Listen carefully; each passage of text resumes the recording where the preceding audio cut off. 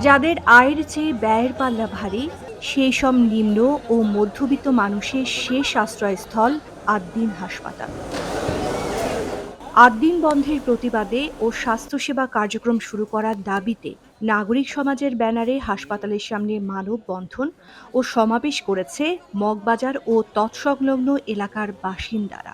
৬ জনের উসিলায় ৬,০০০ ফ্যামিলিকে আপনারা মারবেন, এটা তো সরকারের কাছে আমরা আশা করি না। আমরা সাধারণ নাগরিক হিসাবে চাই তদন্তের ভাবে হোক, হসপিটালের ভাবে থাকুক।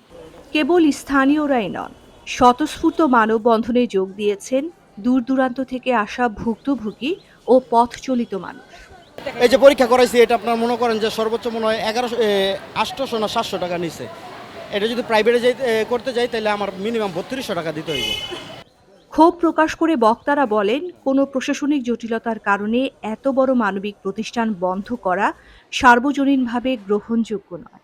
তিনি অভিভাবকতা যখন নিছেন তখন এই সাধারণ মানুষদের অভিভাবকত্ব রক্ষা করতে পারবেন না, তাইলে আপনি নিলেন কেন সে দায়িত্ব? অবিলম্বে হাসপাতালটি খুলে দিতে স্বাস্থ্যমন্ত্রীর কাছে জোর আবেদন জানান। একই সাথে এ বিষয়ে কার্যকর হস্তক্ষেপ কামনা করে মাননীয় প্রধানমন্ত্রীর জরুরি দৃষ্টি আকর্ষণ করেন সাধারণ মানুষ। যারা সরজমিনে আপনারা দেখেন, আপনারা desk report, media network, Dhaka.